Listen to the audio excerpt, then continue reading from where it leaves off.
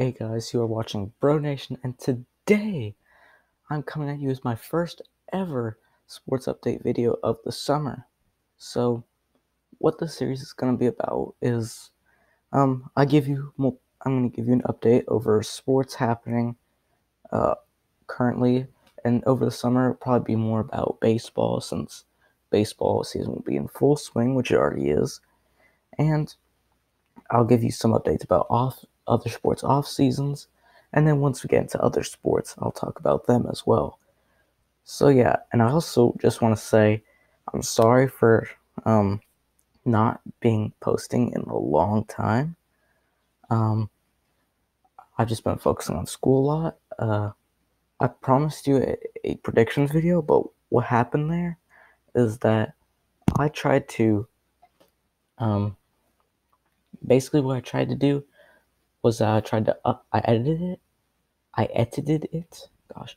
And then what I did was that I got the file. I tried to upload it to YouTube, but YouTube wouldn't upload it. I don't know why, it just didn't.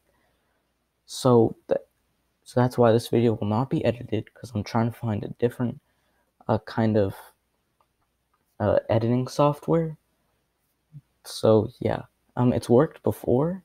Like, some of my videos have been edited before, but this time it wasn't working. So I'll just see what I'm gonna do for my next video. So yeah, so right now it is baseball in full swing. I'm going to be talking about the Astros situation and different things happening in the league. And it is also championship season. That's right. The NBA Finals and the Stanley Cup Finals. We're in full swing right now, and it is mid-June right now, early to mid-June. So hopefully baseball season will be a really good one this year. So we're just going to start on the Astros. Now, Astros, their season did start off a bit rough.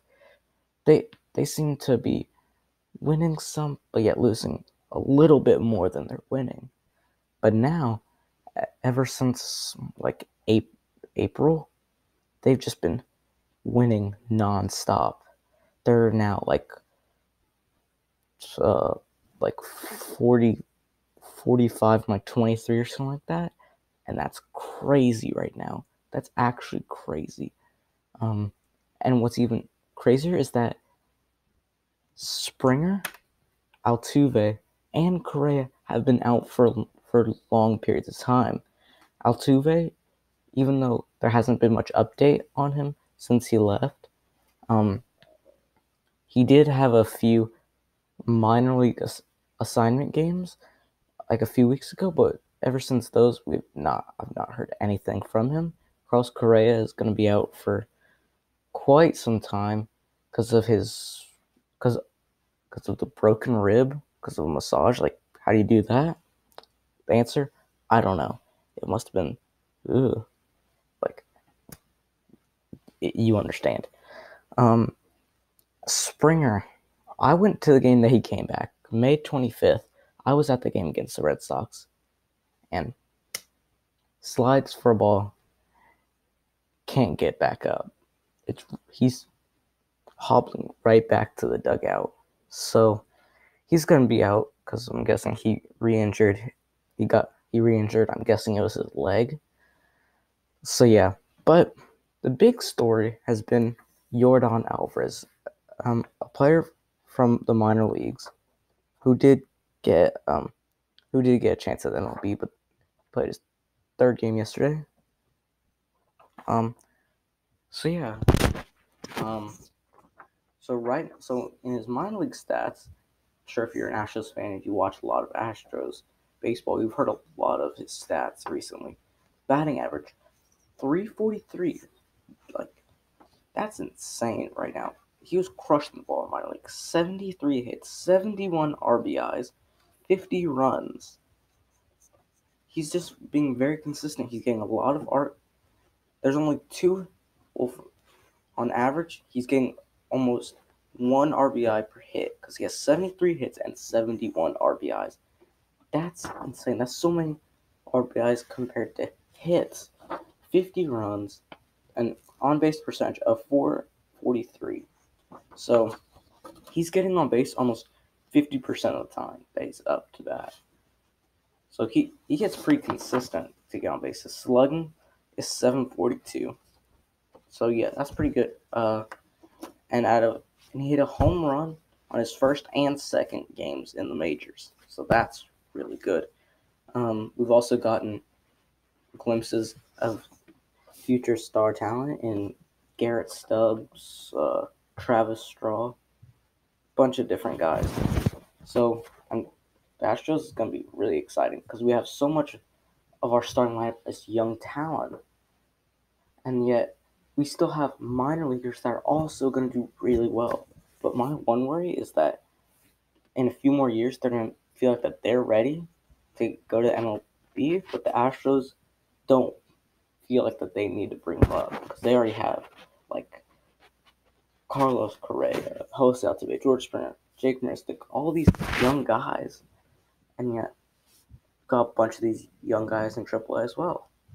So yeah, so it's gonna be fun. It's gonna be a fun season to see what happens with the minor leaguers for the Astros. So now let's get into another thing, the Stanley Cup Finals. Now, Game 7 was yesterday, and spoiler alert, if you didn't hear, the Blues did win their first ever Stanley Cup Final last night in Game 7, defeating the Boston Bruins 4-1 in Boston. So I think probably the biggest thing for both teams was their goaltending. Jordan Binnington, who didn't even start most of the regular season and started almost every game in the playoffs, was amazing, okay? So was Tuukka Rask, who is a very, very good veteran goalie. Now, Jordan Binnington stats through the playoffs, his save percentage is .914. He has 742 saves, 2.46 goals against average. So he's giving up about 2.5 goals a game. And he has allowed 64 goals. And this is all in the 2018-2019 playoffs. Now, Tuukka Rask, on the other hand, has a save percentage of 9.34 with, again, 742 saves and a goal against average of 2.02. So he's giving up an average of 2 goals and has 49 goals given up these playoffs. Now, I chose 2 offensive players that I thought were the biggest guys that made the difference for each team.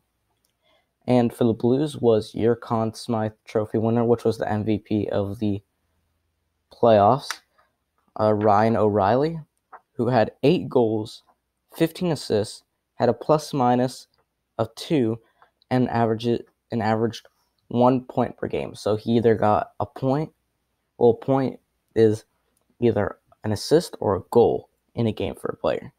And then for the Bruins was Brad Marchand, who had 9 goals, 14 assists, and a plus-minus of 4, and averaged 3 points per game. So he averaged 3 either assists or goals. He averaged 3 of either a goal or an assist. So that's very, very good. So my deepest congratulations to the St. Louis Blues. Sorry to all Bruins fans. Yeah, that means you, Connor, if you ever watch this. So yeah, congratulations to the Blues. It's their first ever Stanley Cup final win. Well, series win since the inception of the franchise in 1967. So congratulations to the St. Louis Blues. And now, a big thing that a lot of Americans are excited for. Raptors, Warriors. Game 6 is tonight. And through the playoffs, both teams were really good. I said that Warriors were going to make it, but I thought the Bucks were going to make it because the Bucks were really hot back then, like in the Eastern Conference Finals. So, yeah, it's a pretty big deal right now. But right now, the Raptors do lead the Warriors 3-2 in the series. And I'm going to give you some stats to give you an idea of how different players are playing. So, for the Raptors, we all know that their main man right now is Kawhi Leonard, the guy who destroyed LeBron's dynasty in Miami in 2014 and now has a chance to destroy the Warriors dynasty here in 2019. Now, his stats, so he's averaging 30.9 points per game this season, 49.2 field goal percentage. He's shooting 38.6% from behind the arc, and he's averaging about 6.1. He's averaging 6.1 3-pointers attempted and is making 2.3 of them on average. He's been very, very good at the free throw line, very consistent at 88.5%. He's getting 4 assists and is averaging 9.2 rebounds, 6.9 of them being defensive rebounds and 2.3 being offensive rebounds. Kawhi, he's been very consistent, especially from either inside attacking the basket or mid-range. He's not the world's best three-point shooter, but he is money from anywhere inside the arc. He's also very good defensive presence. He locks down whoever he plays. He gets a lot of boards. So he's definitely the biggest player for the Raptors right now. And then another guy who had an amazing performance in Game 1 was Pascal Siakam. Now, through the playoffs, he's averaging 18.7 points, shooting 46.4% from the field, 26.5 from beyond the arc, averaging 4.3 3-pointers attempted, and is making on average 1.1 3-pointers. Free throws, he's decent, not the worst. He's not like Shaq or Dwight Howard, but he's not like a Steph Curry. He's shooting 75.9, which is pretty respectable. Assist 2.7, averaging 7 rebounds. 5.3 are defensive rebounds, and 1.7 are offensive rebounds. Siakam, what he's best at is great defense, getting boards, and driving to the basket. In this series, he's probably one of the best guys at driving to the basket because he's so powerful and he can get the ball back, not at will, but he's very, very good at that. Another player I think who could very well be a difference maker in the series for the Raptors is Kyle Lowry. Now, we all know Kyle Lowry has a history of choking in the playoffs. But yet, Raptors haven't choked yet. They haven't faced LeBron, and they will not face LeBron. They'll just face the next best thing, the Warriors. So, through this playoffs, Kyle Lowry has averaged 14.6 points a game, shooting 43.3% on the field. He's shooting 34.8% from behind the arc, pretty respectable. He's averaging 6 3-pointers attempted per game, and then he's on average making 2.1 3-pointers a game. His free throw percentage is better than Siakam, but it's not the best. It's pretty good, 81.3%. He's averaging 6.5 assists, which I think assisting is one of Kyle Lowry's best traits. He's quick on and off the ball, and he can get a pass off whenever there's a teammate open. So I think that's one of the best things about him. He's averaging 4.8 rebounds a game with averaging 4 defensive rebounds and 0.8 offensive rebounds. So pretty much what the Raptors are gonna need to win the series, I think, is keep great defense, but yet don't slack on offense. But they still have, if they have a great defense, like if they shut down the Warriors and they can get rebounds, like offensive and defensive, so stopping the Warriors from getting second chance points and having the Raptors be able to get second chance points, is probably going to be the difference maker in Game 6. So now, here we go to the Warriors. We all know that KD was unfortunately ruptured his Achilles. So that pretty much did I'm guessing will light a fire under the Warriors to get them revved up for Game 6 and what they would want a Game 7. Steph in these playoffs is averaging 28.5 points per game, which is I think is a playoff career high. He's was getting 44.4% from the field. He's shooting 38.2% from beyond the arc, averaging 11.1 3-pointers attempted, and averaging 4.2 3-pointers made. He's shooting an incredible 94% from the line. Wow, he's making almost every free throw he gets. So Raptors don't foul Steph. He's averaging 6.1 rebounds a game, and 5.4 of them are defensive rebounds and 0.8 offensive rebounds. And then the other difference maker for some of the series is Klay Thompson. Now, some of you probably will say, oh, it's probably going to be Boogie, even though some might say Boogie, but he's been good one game. So, Klay Thompson has shot gotten 20.3 points per game, shooting 44.8% from the field, and is shooting an incredible 43.4% from beyond the arc. He's averaging 7.6 3-pointers attempted per game and making on average 3.3 3-pointers a game. He's shooting a very respectable 87.1% from the free throw line, averaging 2.2 assists, and is getting on average 4.1 rebounds, 3.5 of them being defensive rebounds and 0.6 being offensive rebounds. So, as I said, what the Raptors need to win is stopping the Warriors from getting offensive rebounds and giving them second chance points. So stopping the Warriors and getting second chance points. So for the Warriors, it's what they need is to pretty much have better defense than they've had in the past.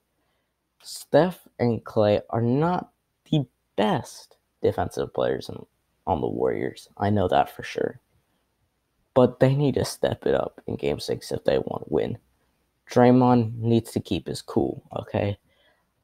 Like, he gets mad at the refs every game, and he needs to just, sit down. Like, come on. Draymond, we get it. You're angry. We get it. We've seen it every single game of this finals. You're like, what the heck? What was that call? It's like, we understand. We know you're mad. Just shut up and keep on playing basketball. So if Draymond can keep his cool, keep on being focused on the game, and have Steph and Klay keep on doing what they're doing and playing good defense, I think that will win. So, thank you so much for watching. I know this is a long video, but thank you so much for watching. In the comments below, please, if you have a good name for the series, comment it down below. So yeah, I'll see you next one. Don't forget to keep God number one. Peace out.